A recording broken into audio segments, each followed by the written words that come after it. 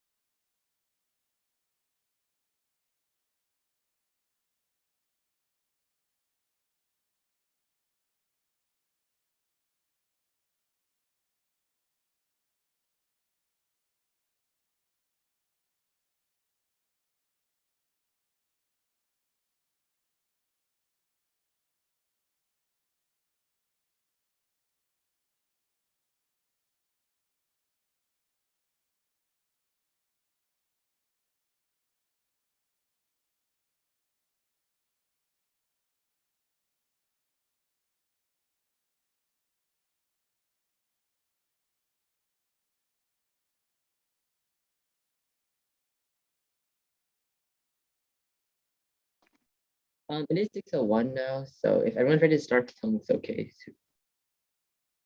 But now 6:02 for us.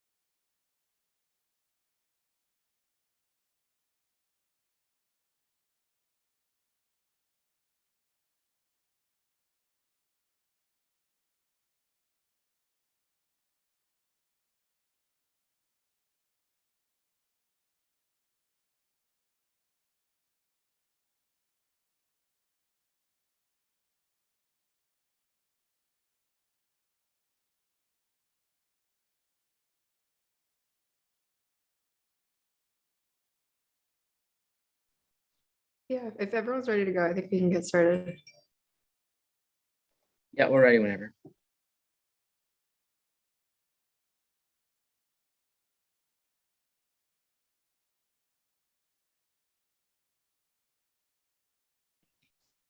Introductions. I'm Bonnie. I'm going first on con, and con's going first overall. I'm Annie. I'll be your second speaker on con.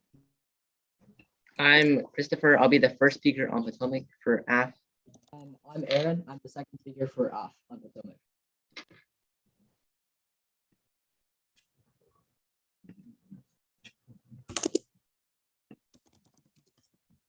Okay.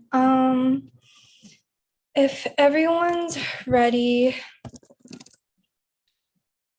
my time can start on my first word. Hold up, just gonna open our doc. All right, so time will start on my first word. Vancouver negates contention one is war in Asia. In the status quo, tensions are high for two reasons. Link one is historical memory. According to Rummel, the Japanese military regime murdered up to 10 million people, including the Chinese, Koreans, and Western prisoners of war due to their military regime. Link two is stability. Sterling states that China's explosive economic growth has disguised its underlying instability. This is why the Congressional 22 writes that any provocative action that disrupts the status quo could spill over into war. Japanese revision of Article 9 triggers two impacts. Impact one is war. Scenario one is miscalculation. Register 16 finds that Japan would increase its maritime patrols in the East China Sea, increasing the potential for a conflict between China and Japan due to miscalculation. Bowman 14 observes that a war between China and Japan will lead to 500,000 civilian deaths and millions more people being injured. Christensen explains that Japan's actions against China would drag the United States into a conflict that is not at all in America's interests.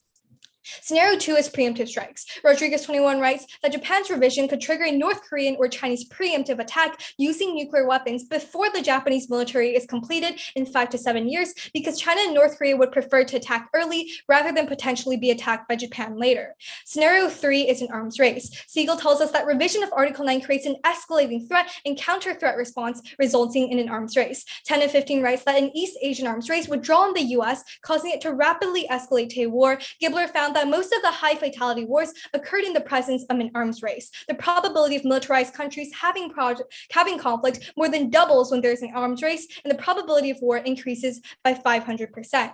Impact two is economic retaliation. Harrow states that China has punished countries that undermine its foreign policy goals by trade. Bryson 21 furthers that China controls about 85% of the global supply of critical minerals, including rare earths, lithium, and cobalt, to make stable motor vehicles and other electronics, and their control is unlikely to change in the near term. Daly and 22 finds that it is difficult for Japan to switch to other sources for those goods, and Dow and 22 confirms that Japan, the world's second largest car exporter, risked a 14% drop in GDP if its production of motor vehicles is restricted by China, which would then result in 1.7 million loss of jobs.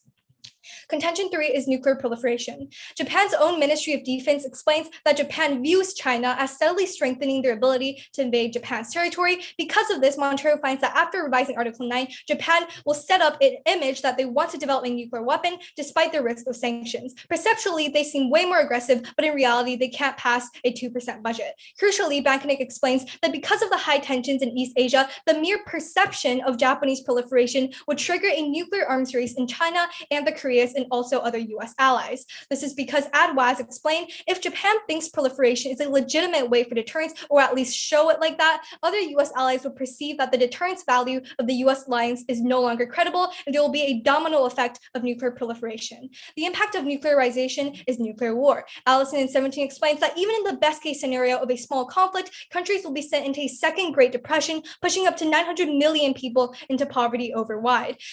Talmadge in 17 finds that China is likely to engage in limited nuclear escalation to gain a military advantage. However, devastatingly, Hazelton concludes that it would lead to agricultural collapse, killing hundreds of millions. And notice that the probability of nuclear war is doubled when Japan starts a nuclear arms race. Lastly, keep in mind that one nuclear warhead can cost up to $53 million, all happening while Japan will be in an economic crisis due to China. They simply cannot sustain themselves. Thus, we negate. Okay. If everyone's ready, okay. If everyone's ready, my time will begin. Now, Potomac affirms contention 1 is cyber. Yoshino 21 writes that Tokyo's cyber capabilities and defense are in the lowest tier globally. Unfortunately, Russia is preparing to target Japan with cyber attacks in the status quo. Hemingway 22 writes that companies in Japan which have imposed sanctions on Russia are at risk of retaliatory cyber attacks. Japan's current system is vulnerable. Katakiri 21 finds that the percentage of breaches per attempt on the Japanese network is 96.98%, a near certainty that a cyber attack would hit the target. Critically, Article 9 stops Japan from changing the system. Glucksman 21 explains, Article 9 prevents Japan from engaging in preemptive warfare and domestic surveillance, limiting the development and implementation of a holistic cybersecurity strategy. Therefore, affirming strengthened cybersecurity in 2 ways. First is through deterrence. Right now, Gady 17 finds that Article 9 stops Japan from acquiring offensive cyber capabilities. Revision would stop cyber attacks before they happen. Matsubara 18 finds that Japan would threaten adversaries with a cyber punishment so severe that they would refrain from attacking it. Sumi 20 confirms that a credible retaliation can deter states from launching a cyber attack. Second is through intelligence. Matsubara 18 furthers that Japan cannot perform operations on its own system to find vulnerabilities because of Article 9's constraints.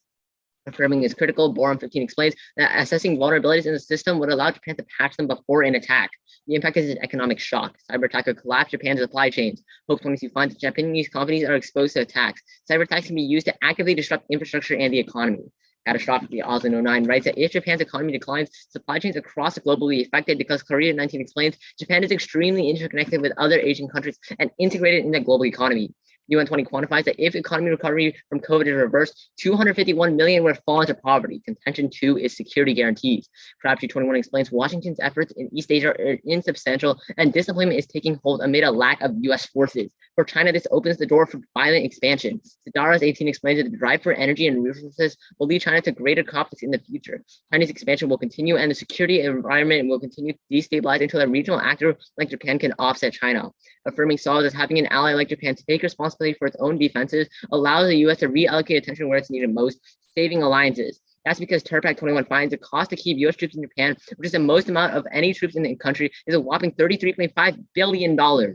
Panton 10 confirms the limits of American resource support calls within Japan for revision. Japan needs to be able to defend itself to reassure the larger region of the US's commitment. Henriksen 17 includes tension stoked by assertive regimes like China could spark a large-scale war. And Frank 20 quantifies 25 million died in the last Asian war. Contention 3 is the Kuril Islands. Sawari 21 finds Russia has deployed mobile coastal defense missiles to the contested Kuril Islands, and Russia is conducting military drills on the disputed islands involving more than 3,000 troops and large amounts of military equipment. Moves that are in line with Moscow's plan to expand its military presence in the region. Critically, Wensinger 21 explains Russia's access to the southern islands give Russian access to the Pacific. Russia's access to the Pacific allows it to expand to the Arctic, as Molino 20 finds in Russia's eastern Arctic. International vessels specifically have to travel through the Asian Pacific region to enter the northern sea route. Unfortunately, access to the Arctic funds the Russian military, as Binet 22 finds that Russia's Arctic gas is funding Russian forces and their operations in Ukraine. Affirming and allowing Japan to develop offensive military capabilities would bring control into the islands and block Russian access. Wensinger continues that if Japan occupied the islands, it would severely limit the passage of Russian military. Indeed, Williams 22 finds that Japan has reinstated its historical claim on the island, and Japan Times 22 confirms Russia's recent pull-out from its negotiations has caused Japan to shift towards a hostile position. Now is the best time to affirm. The INF 22 writes the Ukraine crisis is the best time for Japan to compete for sovereignty over the Kurils because Russia's military is split. The impact is twofold. First, the UN writes that thousands have been killed and 12.8 million have been displaced. Second, Russia's invasion of Ukraine has caused prices for oil and food to skyrocket. ORC22 reports the conflict has pushed oil prices to their highest level since 2008, and war has slashed Ukraine's economy by 45%. Visual 22 concludes that price spikes would push over 40 million people into extreme poverty.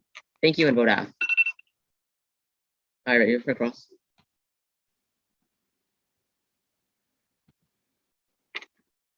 Are you ready? Right. Can I have the first question? Sure.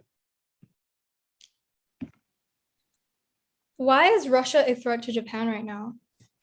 Right now, Russia is a threat to Japan because they're currently deploying cyber attacks against Japan, which severely impacts their economy. This is, for example, as we've seen recently, Russia has cyber attacked Toyota infrastructure in Japan, which set their economy back. May I have a question? Yeah, go ahead.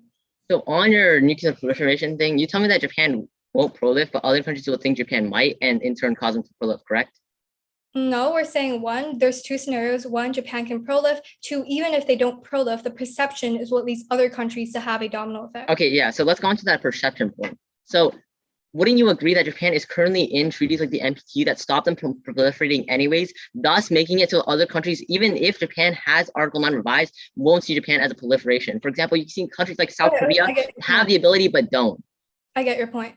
First, the NPT only exists with Article 9 because the domino effect collapses the NPT. That's what we give you specifically, uniquely in our case. Second, South Korea is different because South Korea doesn't have the ability to develop nuclear weapons. We have evidence in case telling you that Japan has enough plutonium to develop a nuclear arsenal in a year. I would say South Korea has the ability to, but that's okay. You can have a question. All right, so you talk about cybersecurity, right? Who's the state with the strongest cybersecurity right now? I would say not Japan. Japan is one of the states with the least. And I would say like one of the strongest cybersecurities is currently China and Russia. But wait, but US is the strongest right now because Ground 21 writes that the US is the strongest cybersecurity force. And if Japan has an alliance with the US, doesn't that guarantee them deterrence? No, the US is not helping. As we've seen via, for example, Russia has deployed cyber attacks already. We're not saying that they're going to do it in the future. We're saying that this is what's happening right now. And the truth is no one is retaliating. No one is doing anything for Japan because you have to prefer our side. Even if you can say, oh, the US is in some alliance, you have to go to look at what is happening right now. And the truth is US is not doing anything. No other country is doing anything. That is why it's so key for Japan to have to solve this themselves or else their economy will go down. It's causing 8 million to go into poverty. May I have a question? Go ahead. Okay, so let's go on to your argument about let's go back on your argument about proliferation. So you tell me that Japan will set up like an image that they want to develop nukes. Currently, has Japan expressed any for example, currently has Japan expressed any reason that they want to develop nukes? Like currently have they expressed any? Yes. And what evidence does it say? It's in our case. The Japanese defense minister said themselves that if they have the ability to, they will develop nuclear weapons. And may I have a follow-up? Germany, go ahead. Do you agree that the Japanese prime minister, what he says is more important than their defense minister? No, because the prime ministers listen to the advice of defense ministers. That's how governments work. Then if they listen to the advice, then why right now is the prime minister against developing nukes if he wants to listen to the defense minister? Wait, is the prime minister against nuke? Because yes, right now Hashida is against developing nukes in Japan. Okay, we have evidence telling you that after the conflict regarding that's cross. the minister changed, but that's a cross. Thank you. Yeah, that's cross. Thank you. Yeah, can I say first that after the conflict, Kishida now wants to develop nukes. Second, can I see the hold on. Prolif causes domino effect, like the perception, and then revising these to perception effect on nukes. And does your domino effect card specifically take into account the MPT or? Okay. No, it doesn't. We link it in ourselves. Okay, sure. Is it fine if I start my speech right now? My partner will be sending the cards in the chat. Can we have it now? Because we'll have to be flowing yours. Yeah, I'm giving it to you right now. Wait, can you put it in the doc? Yeah, if you just scroll up in the chat, there's an evidence doc, so we can see your cards. And then you want the domino effect.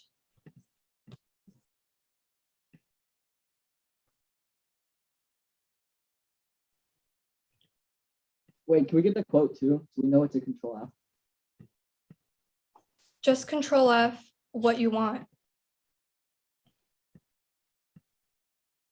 What? Just say after the Ukraine conflict. Okay.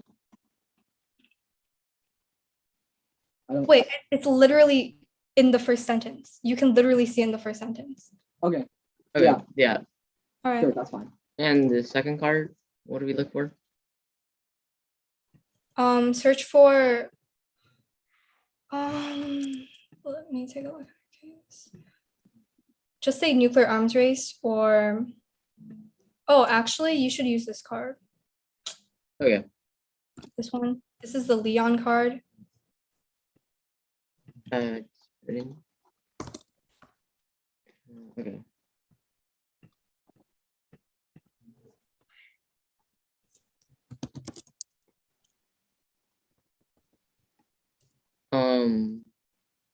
And again, what do we look for in this card?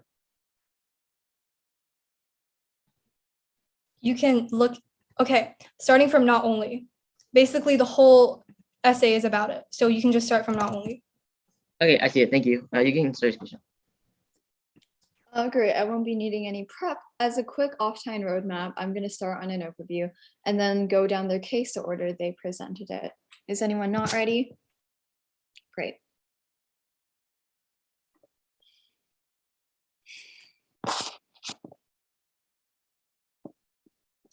Actually, I will be taking 10 seconds of prep. Starting now.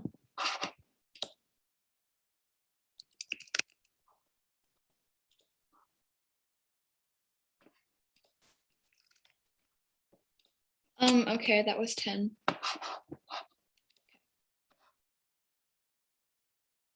Start on an overview of the round so far. Our green and 21 evidence finds that without passing in 100% increase in defense budget, Japan won't be able to fund fighter jets, missile defense, and counterstrike capabilities that are key to their military defense. An Article 9 revision, however, makes this spending impossible, as Negation in 21 finds that militarization angers the opposing Komeito Japanese party, which basically harms all prospects of deterrence. Okay, now start on the top of their flow where the pro team tells you that we need to revise the Japanese constitution to deter cyber attacks. First, there's no link, as Yoshino in 21 finds that both Article 21 and the Constitution and Article 4 of Japan's Telecommunications Act heavily restrict the signals intelligence the government can connect.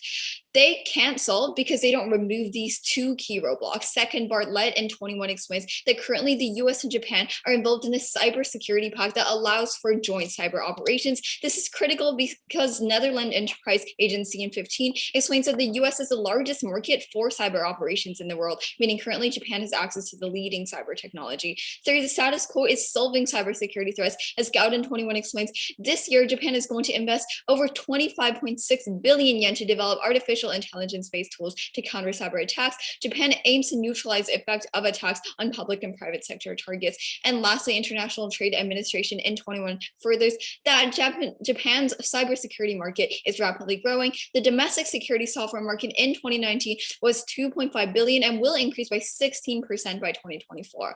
Start on general responses on how Article 9 deters regional aggressors. First, cross-apply our case as a turn, as Rodriguez in 21 writes, that Japan's acquisition of offensive strike capabilities could trigger a Chinese preemptive attack before the capabilities are built out, because China and North Korea would prefer to attack early rather than wait around and potentially be attacked by Japan later.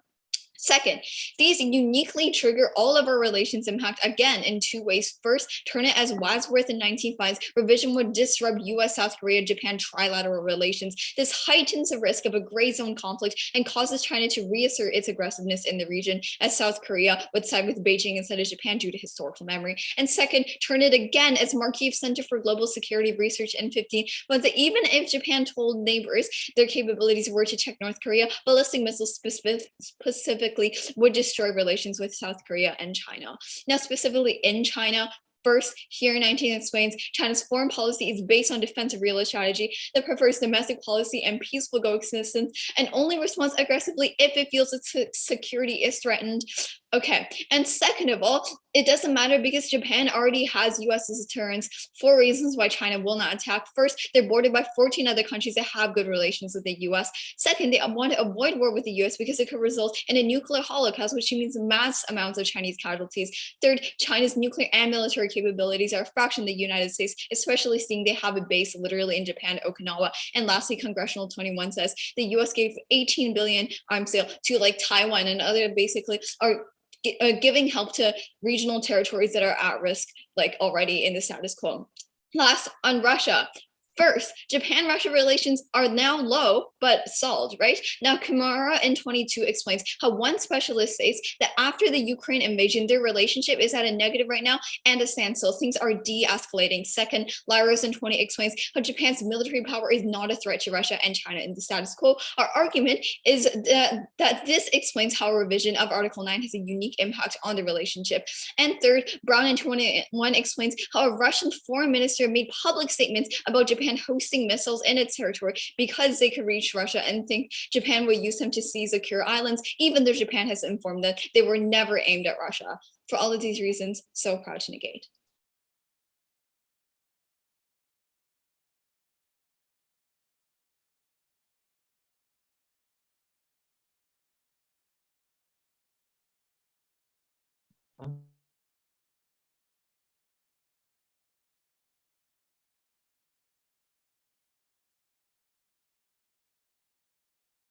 Wait, sorry, my partner's mouse really Okay, yeah. Wait, is your mouse fixed? Yeah, I'll just use my trackpad, it's fine. Yeah. No, it's fine. Frontline, Wait, I have a mouse. no, it's fine. I'm sure. Like, everything. No, it's really fine. Give me 5 seconds to grab.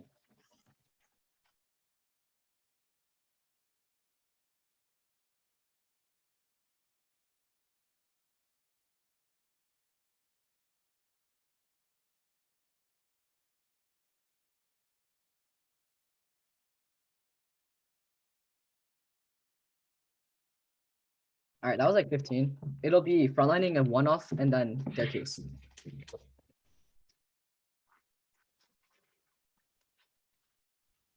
Let me just pull up the timer. If anyone wants a speech talk at the end, I can send the rhetoric. Yeah, let me just time starts. Now, start on our case. On our case, we'll concede defense on C1 and C2. On C2, we'll get to the turn on their case. On C3, they just say Japan isn't strong enough to take over. Santos 20 finds that Japanese forces can easily overrun the Russian military in the Kurils. So, and with Russia so split, there would not be any response which checks out of like any retaliation. Our uniqueness evidence is really specific that like they can't do this. But then go to their case. First, a one-off interpretation. Debaters send fully cut cards when introducing evidence or sending it. To clarify, don't paraphrase. Violation, they violate by reading paraphrase evidence and sending it. The 3 standards. First, evidence. It's impossible to accurately reword articles and reviews into a few words. Something is impossible using the authored words, creating bad evidence norms. Second is spinning evidence. Paraphrasing incentivizes teams to spend evidence to give them the strategic advantage to win and forces teams to debate arguments about true ones to use the ground of the debate because it allows for them to have infinite arguments with restriction to the topic literature, which isn't fair. Both of the evidence that they send are literally miscut. We'll get to that more on the substance. But then there is time skew. If you want to know the quote of their evidence, all it does is to require to use prep time while they don't have to, but it also takes longer to read through the parts they paraphrase. It's the choice fairness because it decreases our time to prepare and on strategy and argumentation. 3 voters. First, education. See reasons schools on debate. The only portable skill of debate. Second is fairness. Debate is a competition and fairness to ability to determine the winner. Third is evidence ethics. Misreading evidence is economic dishonesty prevents actual engagement with literature. Drop them studying or vote for it endorses a positive model of debate. The wins loss to determine the direction of the activity. Change something for bad practice and incentivize a change in the future. Theory comes before substance. You can't change anything by voting out or neg, but you can change norms.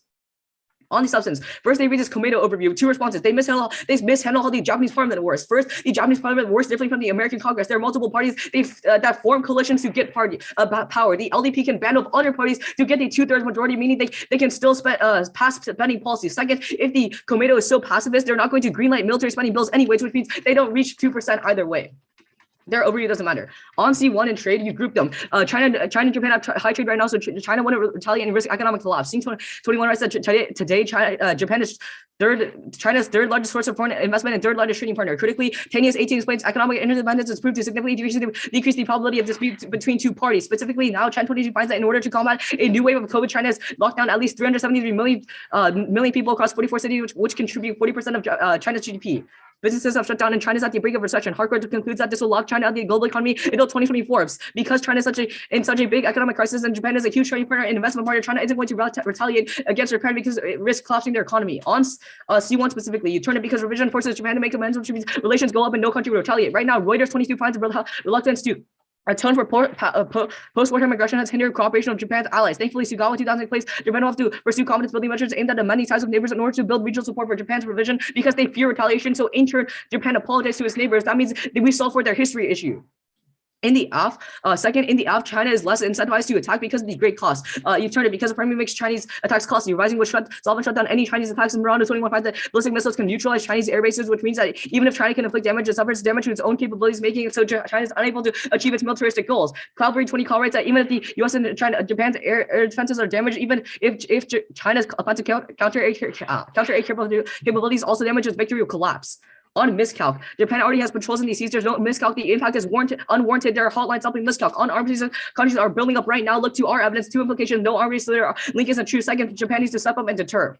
On nuclear proliferation, their proliferation evidence is about the U.S., not Japan. Overall, Mochizuki finds that the support for Japan's non-proliferation, non-nuclear principles in Japan has remained high and even gone up despite concerns about North Korea and China. That always their analysis, because if you look at the actual statistics, the majority of Japan doesn't support nuclearization, so it can't be passed. Even if some of the Gov wants nukes, McCurry from March finds that current Prime Minister Kishida has rejected calls for a debate on gaining nukes specifically because it is unacceptable given Japan's stance on maintaining the three non-nuclear principles. The leader of the country can veto all of this, meaning at the end it still won't matter. Their evidence is really misconstrued. It's about the past Prime Minister Abe calling for nukes, but our evidence is specific that Kishida has rejected these calls, so it doesn't matter what Abe says. But then realize Mochizuki tells you that Japan has significant veto players for crucial political or economic actors are able to block efforts to develop nuclear weapons. The development of nuclear energy is dependent on private sector actors. However, the private sector is committed to peaceful pursuits and serves as a formidable opposition to any political movement toward acquiring nuclear weapons. That means that these private sector actors can veto any attempt by the government to obtain nukes. At the end of the day, perception doesn't matter if they literally don't build up nukes. Like, these countries aren't irrational. They're not going to just like pull the trigger and develop nukes when they see a revision. For these reasons, affirm. Cross, can I have first question? Can you send the speech doc before you start, Cross? Yeah. Do you want any cards or? Okay.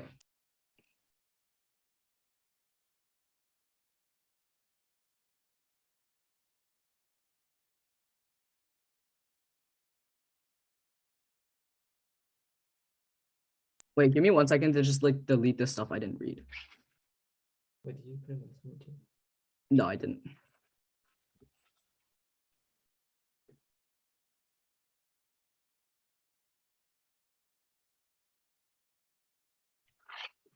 And I conceded defense on C1, C2, and for C3, let me pull up the response. I put it at the top of this semi-doc.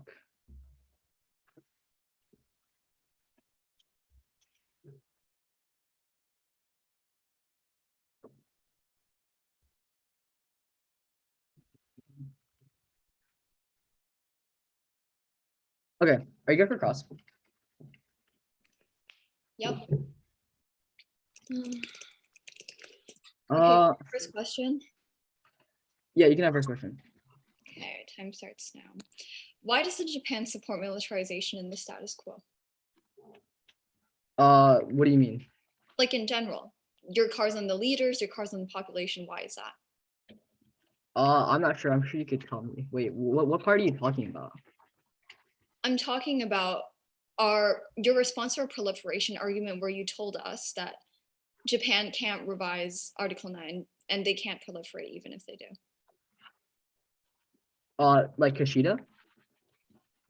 I don't know your card names. Oh, no, I mean like the Prime Minister Kishida. We tell you that like Kishida rejected all calls on gaining nukes. Like, wait, could you just like repeat your question? Like, I'm asking you why he's rejecting nukes? I don't know. I'm not Kishida. Can I have a question? You have to prove that though. You have to prove the uniqueness that Kishida's opinions won't change and the warrant behind his words won't change after. Oh, okay. Yeah, no, I have the warranty. It's because Kishida says that they can't do it because it's unacceptable given Japan's stance of maintaining the three non-nuclear principles, which is like an early response we read.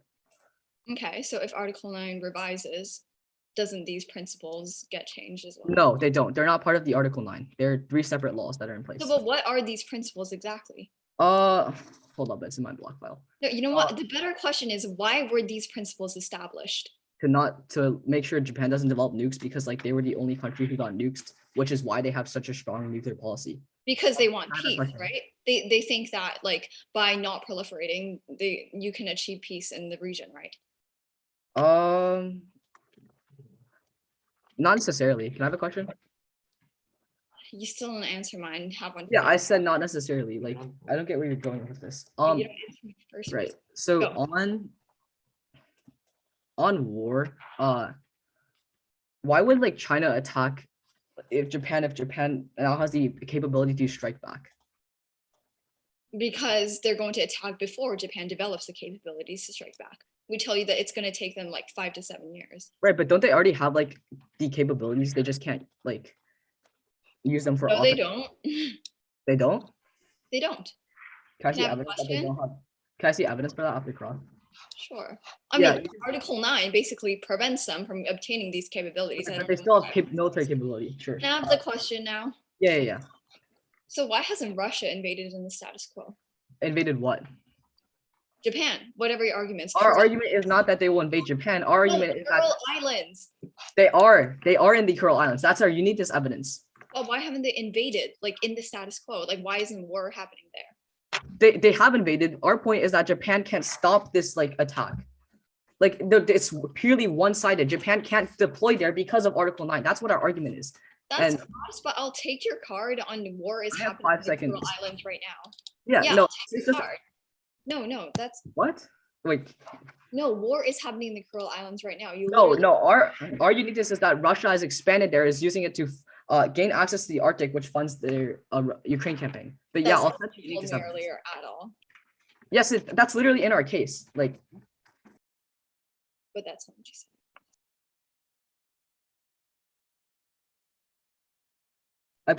I put the 2 cards at the top of the speech doc. It's Tawari and then I also don't have the link to the speech doc, so can you resend that in the chat? oh, okay, yeah. Thank you.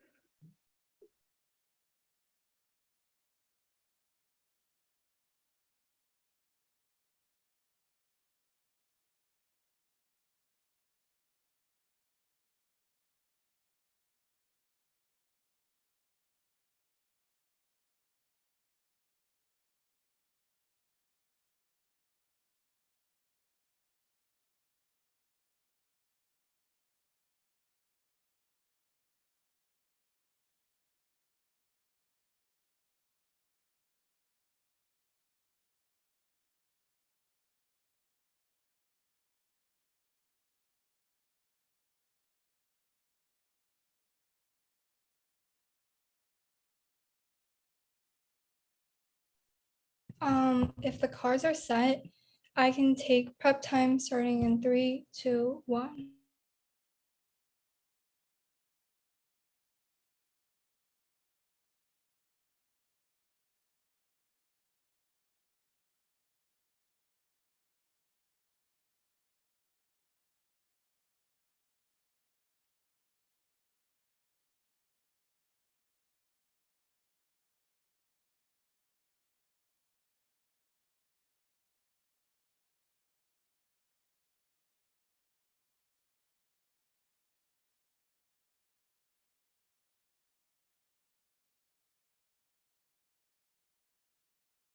All right, that was 38 seconds. Off-time roadmap, I'll be extending my partner's overview and extending her ref, doing some frontlining and some weighing.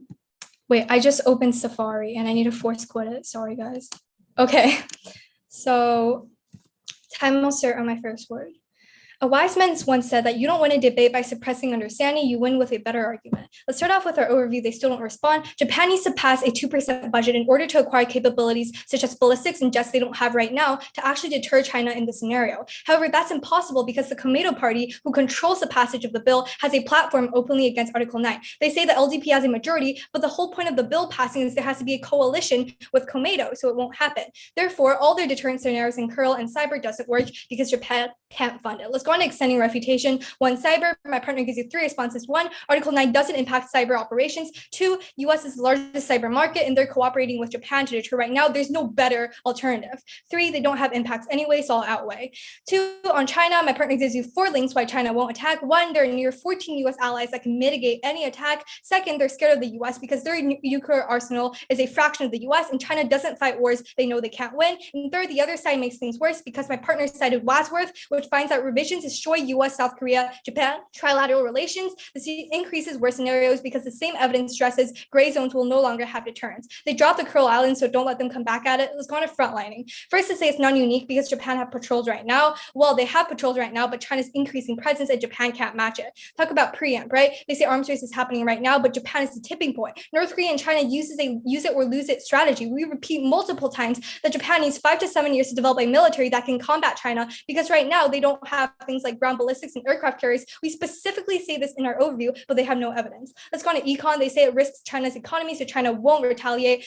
First, our link is very unique. We tell you China controls 85% of the global market of rare earths, so they don't have to engage with any retaliation from other economies because other economies can't even outweigh them. Next, China's GDP is 3 times larger than the Japan. They don't risk anything. And third, in 2010, China trade shopped Japan once, making Japan spend $1 billion in compensation, but China didn't risk anything. Third, let's go on to pro-left. They say Japan doesn't support militarization. Kishida doesn't. First, Kishida rejects nuclearization because of Article 9, because of US umbrella. That's in the status quo, Judge. Don't let them come up here and try to squirrel this by saying the president doesn't like it. They don't like it because Article 9 restricts them, and they don't want the US presence to be gone because US deterrence is the best. Next, they're caught in a double bind. They continue to rely on the US. They have to throw money, or they don't depend on the US, where you can buy our nuclear prolif scenario. In today's round, you'll always vote on our econ impacts on 1.7 job loss and 14% decrease, because as Torbet finds, economic stability is what creates peace in the first place. One, it gives a diplomatic alternative to war. Second, economic interdependence facilitates peaceful relations. Third, trade bolsters human rights. So we pre-rec all of their worst scenarios. But even if you don't buy econ, we still win on war probability. Even in the worst case scenario, we still win because a 500,000 deaths, that will be a preempt, and 15 million more because of nuclear escalation. In the best scenario, a cyber attack on their side has no quantifiable impacts. They give you no impacts at all. But on best case on our side, a nuclear war will lead to a domino effect because the perception of Japanese militarization will cause other countries to proliferate. Because of that, we're so proud to negate. Thank you. We're gonna take running with that. Time starts now.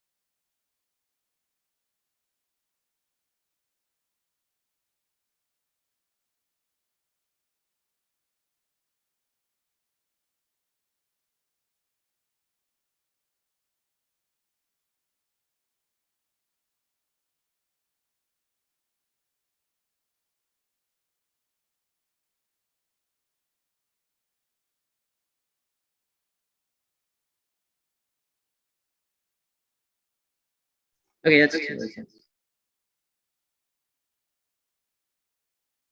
yeah. Sorry. Okay, that's 2 minutes. Let's go from the. Okay, if everyone's ready, just an off-time roadmap. It's gonna be on the shell, their case, our case. Okay. Sorry, let me get my timer out. Time starts Now, it is game over when they completely drop the shell. In interpretation, debaters must send fully cut cards when introducing evidence or sending it. To clarify, don't paraphrase. Violation, they violate by sending paraphrased evidence. Two standards. First, ethics. It is impossible to accurately reword articles into a few words, something that is impossible if you use authors' words, creating bad evidence forms. And second, spinning evidence. Paraphrase incentivize team to spin evidence to give them a strategic advantage and win, and forces team to debate arguments without true warrants. Both of the evidence they send are miscut. This is completely irrelevant to the round. Three voters. First, education. It is the reason schools fund debate and the only portable skill. Second is fairness. Debate is a competition. Fairness indicates that your ability to determine the winner, and evidence ethics. Misconstruing evidence is an academic dishonesty and prevents actual engagement with literature. Drop them to set a norm. A vote for us endorses positive model debate. Win and loss determine the direction of the activity. Teams losing for bad practice incentivizes change in the future. We win the round off theory because our impact is it doesn't matter if the judge votes neg or aff. There's no actual policy change in the real world, where our impact directly impacts things outside of the round and pre-field, which means that you always vote theory on a high level in substance. They completely drop this warranty. They completely drop the shell to the point where it's first on focus. They cannot respond to this. Then on substance, we've already round the round. Let's say they completely drop it, but let's go to substance. We're winning here anyways. On substance, they drop our responses to the overview. We give you two of them. First, the Japanese parliament works differently to the American Congress. There are multiple parties and they have to form coalitions to get power. The LDP can still band with other parties to get the 2/3 majority. That means that they can still pass the spending policies to the point where they drop this to the point where they can see this key response. We are winning the round. That means that the LDP can form a coalition with other parties other than Comito. They provide no unique. This is why Comito is unique right now. It's really too late to provide new defense. It's way too late in the round. Then Group C1 and trade. Literally now, Chen 22 finds that in order to combat a new wave of COVID, China has locked down at least 337 million people. And Huar continues that this will lock China out of the global economy until 2024. But for this on recency, our evidence from 2022 and takes into account the impacts of COVID, they completely ignore the response. We're telling that China's economy is shut down to the global until 2024, completely taking out their argument. Then on C1, that means that other countries won't retaliate as tied their strengthen. This is key. This is extremely important. Japan will only solve its past relations when they see the tensions. Then on miscount, Japan has already patrols on the sea. They give no warning why it's unique right now. And on arms race, China is already building arms, as they say, and Japan is a tipping point. There's no warning here again. China's been building arms for a long time. Then on C2, the reception is horrible. They dropped two key responses. First, we tell you that a Japanese nuke would destabilize the country relations from China and South Korea. This is an independent offer for us, telling you that once Japan develops new, China and Korea will attack. And then Kushida. And then second, we tell you that Kushida will stay true to the non-nuclear event, even if you affirm there's no warning why he doesn't. They say that Article 9 changes this, but they give no warning. On our C3, we win the round because they completely misunderstand our C3. We tell you that right now Russia is in the Kuril Islands, but Article 9 is stopping them from Japan from acting. Once you affirm, Japan will be able to take over the region as Russia is weak right now. That means that Japan and Russia relations don't matter. Once Japan takes over, it limits Russian access to the Arctic, which leads to stopping Russian oil from funding into Ukraine, which they completely misunderstand your case. Once you affirm, you solve and kick out of Japan, you kick out of Russia in the Kuril Islands. They completely, again, misunderstand this argument. First, the UN writes that thousands have been killed and 12.8 million have been displaced. Second, Russia's invasion of Ukraine causes prices for oil and food to skyrocket, and Mr. continues 40 million into poverty. They don't have any offense at the end of the round. We lead their way because price spikes push 40 million into poverty, and our scenario at least muddled the round. And the cleanest offense is our substance and our theory, which they've completely dropped. First, judge, drop the opponents on the theory, and second of all, drop them on substance. They're not winning anything here.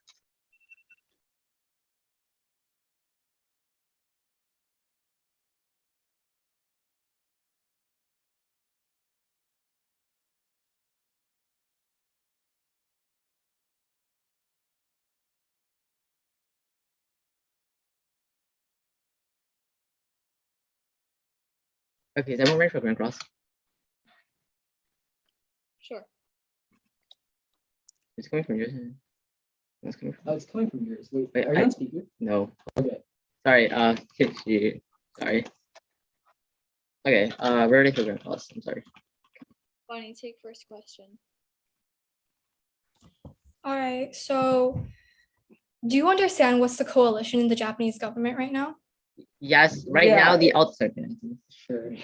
So right now, there's a coalition between the LDP and Comito, but that's key as how the Japan government works is that two parties can form coalitions and then run for office, basically. And we're saying that you can, like, first of all, take out Comito. Once Comito is out and loses power, LDP can form with other coalitions because Comito is not the only coalition. And to the point where you can't tell us that Comito is so specific to the LDP. First, our Clark evidence shows that Comito is specific because Comito hasn't lost power. Your whole response is that Comito lost power. Look at the status quo. They're not losing power. Second, you don't give us any evidence on how they can form other coalitions because our evidence specifically tells you this bill can't pass because of Comito. Do you want a question? Why would we need to give you evidence that says that LDP can form coalitions? We give you evidence. That's exactly how, okay, I'm sorry, that's exactly how the Japanese government works. The LDP can form coalitions with any parties at any time. You can search it up if you want to. I don't believe right now the coalition how the Japanese party works. But right now the coalition is with Komeito. They can form another coalition in 10 years, but Komeito is not out. That's her whole argument. Do you want a question? Yeah, sure. I'll take a question. Okay, let's go on to your proliferation link. So you tell me that once you pass article, like you tell me that Kushida is like just doesn't like nukes once, like because like right now, like so you tell me that Kushida, like once you pass article 9, he's gonna be all in for nukes. Can you just explain that one thing? Okay, after Article 9, the US, because I said you guys are caught in a double bind. Either they stop relying on the US, so there's no more US security guarantee, and that's when Kushida thinks they have to have nuclear weapons because China have nuclear weapons, or you continue relying on the US, and if you actually want to deter China, that means you actually spend money and you throw money and link to our economic contention that just doesn't prove deterrence. All right, sure. You can have a question. All right, let's talk about economy, right? Are there any alternatives Japan can have to rare earth supplies?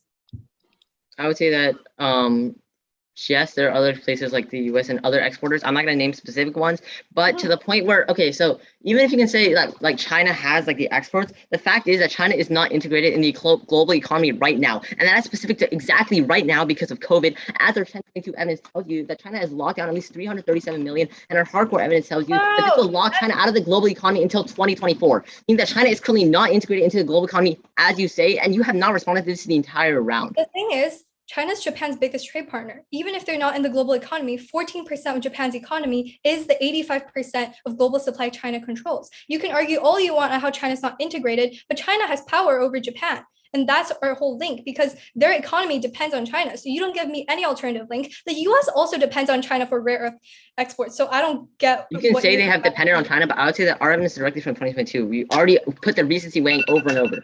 That's Wait, gross. is there econ arguments? Okay, we're just gonna take the rest of prep. Finding how much you take for summary.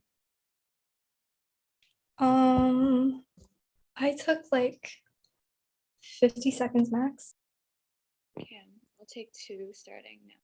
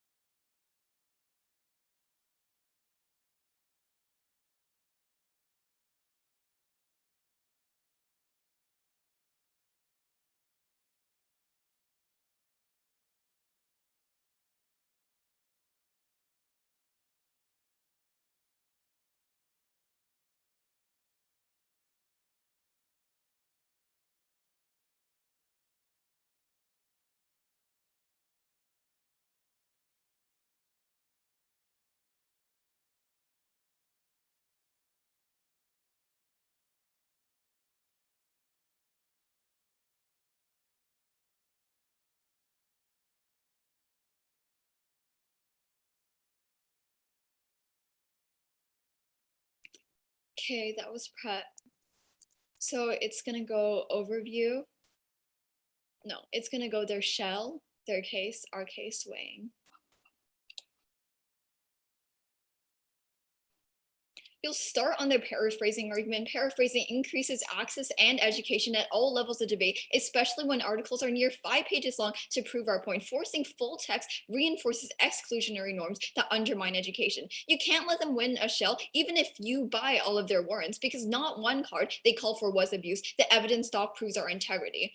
You prefer our Clark evidence that says the LDP needs a Komeito party because the Komeito is not kicked out. That's the status quo, which is why the bill doesn't pass over. There's no evidence, full scenario of all other coalition. That is just not how it works. On Kuril Islands, they have yet to respond to 3 lines of defense they drop in their second speech. First, the Japan-Russia relations are low now. Nakamura in 22 explains the relationship is a standstill. Second, Lyra O's in 20 explains how Japanese military power is not a threat to Russia and China in the status quo. This is where you cross-apply a preemptive strike argument, revising launches Japan straight into war and destroying all probability of deterrence against Russia. In today's round, you'll vote first on our economic impacts that go completely conceded. The moment China cuts off trade, Japan goes into a crisis. As Torbay in 20 finds, that economic stability is what creates peace in 3 key ways. First, it gives states a diplomatic alternative to war. Second, economic interdependence facilitates peaceful relations. And third, trade bolsters human rights. Therefore, you can extend the 1.7 million jobs lost and 14% decrease in GDP that will devastate Japan's economy and global trade. We pre-read their scenarios. Now, even if you don't buy econ, we still win on the war probability, even in the worst case scenario, because a war between China and Japan leads to 500,000 deaths because of preempts. In the best case scenario, a cyber attack with no quantifiable impact. Say give the Kuril Island scenario with again no impacts. I mean, don't let them just come up here and FF and suddenly start like saying impacts that they don't extend through summary. And in our best case, you can also vote there will be a nuclear war because the domino effect leads to a 3rd world war. Billions of deaths due to nuclear war. Ocon. We'll use our remaining minute of prep, starting when I closer.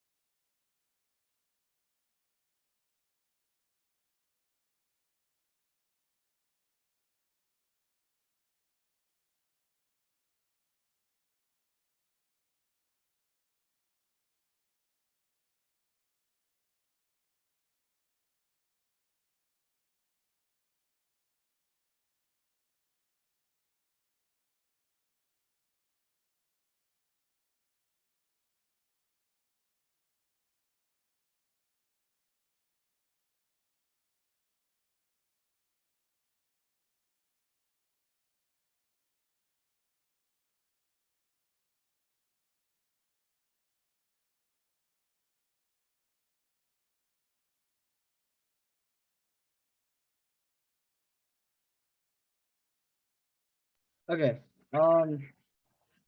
It's just gonna go to shell and then substance.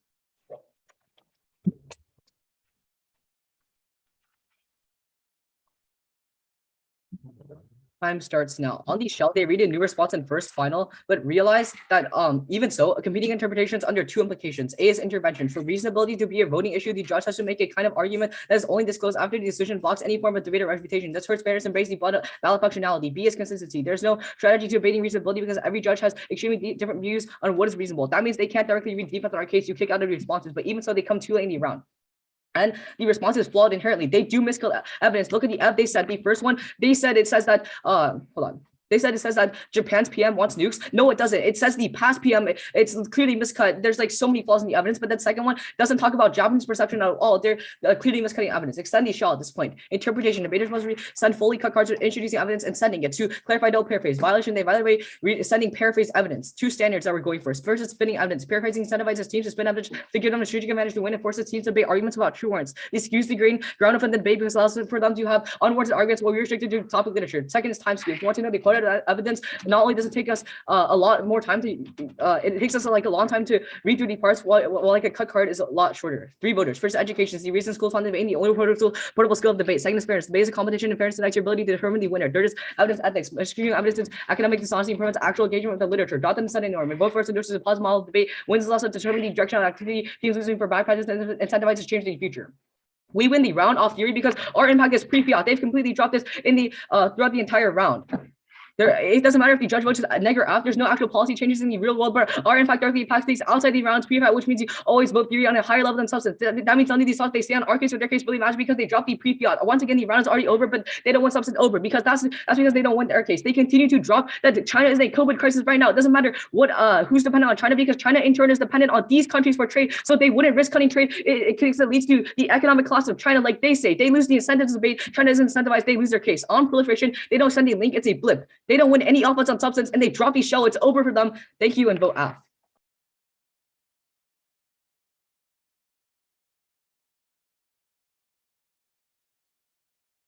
Good round, guys. Thanks. Thank you for judging. Yeah, good round. Round Thank you out. so much for judging.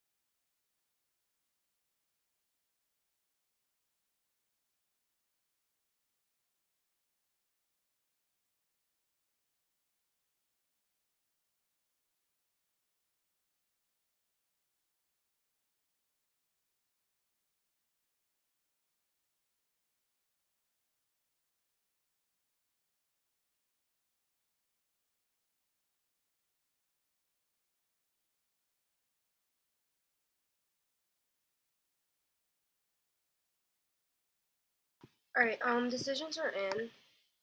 So obviously, great job to both teams for making it to semis, especially at TOC.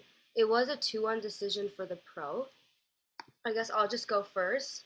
Before I start my RFD, I do want to say I'm really disappointed to be hearing Shell in TOC, like semis especially, just because like this disrupts the whole purpose of debate, especially if you're running a paraphrasing shell. You know, like if you're gonna run a shell, at least run a good shell. But I understand your strategies. Just again, I wouldn't recommend doing something in like TOC semis. Just really disrupt, especially because you guys are both really great debaters. I wanted to hear argumentation, not this stuff. But moving on to my actual RFD, I did vote pro based on one, the dropped shell. Neg, if you do encounter this in the future, just make sure to come up with a brief response and summary. Make sure you at least allocate some time to that. Responding to that in final focus is way too late. I also, in terms of like the actual debate stuff, I did give pro access to their C3 on Kuril Islands. I do think that this was kind of misunderstood by the neg side, and it was just kind of clean extended through each speech. What they were basically saying is that Russia is currently in the Kuril Islands and they need Japan's defense systems there, not that Japan and Russia's tensions and all that stuff. So just make sure you spend more time on C3, and that also brings me to my next point. I don't understand why Neg put so much time in like cyber and all those other responses in summary when that was clearly dropped by the opposing side. So make sure you strategize and really know what they're going for and base all your responses on that. Don't allocate too much time to other stuff. And then I also don't understand why Neg dropped their overview or didn't elaborate on their overview in Final Focus, because it was pretty cleanly extended in summary. So make sure you really like parallel your summary and Final Focus speeches. I also voted on AF for their overview, the 2 overviews about how the Japan's parliament is different. And then finally, on Neg side, especially in Final Focus, I didn't see a clean link chain extended for both your contentions eventually. And you just kind of went on about impacts, but you need to reinforce the link chain as well. For me, this debate was kind of confusing. I saw like a lot of disconnect, but I would just focus on strategizing and collapsing on what actually makes, or what you actually want to go through in the debate. Okay, I can go. I was the second pro voter, and I agree with a lot of what was said. I think you guys are all fantastic debaters. The round just got a little messy with the theory thrown in there. I do evaluate the theory first because I'm told to evaluate pre-fiat first, and that's conceded, material impacts, and then real world application. So I looked at the theory, it's conceded, out of summary, and Final Focus is a little late to respond to that. I also didn't think the Final Focus response was that warranted as to why cut cards decreases accessibility. So I thought that could have been improved. But yeah, in the future, just make sure you're responding in summary. I don't think I would have been able to respond to theory in middle school either. So I vote there because I'm told to do pre-fiat first. I think on the substance, I definitely think that going into Final Focus, Pro could have won the Curl argument since it was conceded out of summary. I don't think it was extended in Final Focus. If I was con, just again, make sure that you're flowing everything so that you know the strategy your opponents are going for. And then if you were in that situation, you could have cross-applied your overview to the third contention and just said that weapons aren't being built fast enough. So since you didn't have responses in summary to the third contention, you could have tried for the overview. I do think Pro does win the overview with the other party, but I wasn't really evaluating that. And then I also agree that Con needed to extend the warrants on their case more in Final Focus because I think it got a little messy. But yeah, y'all are all great. I agree with everything both judges said. I was, however, the only con vote. I voted con mainly because on the biggest issue in the round, which was the most debated, which was the whole China issue, and it came down to both the tensions in the war and the trade. So I did end up seeing on that singular argument of China, everything else was sort of a wash to me. I didn't really evaluate the shell. So based on the China and proliferation argument, I ended up buying their impacts and their link chain the best. It was pretty cleanly extended on my flow. So I did end up buying those impacts compared to the fewer weighed and extended impacts on the pro.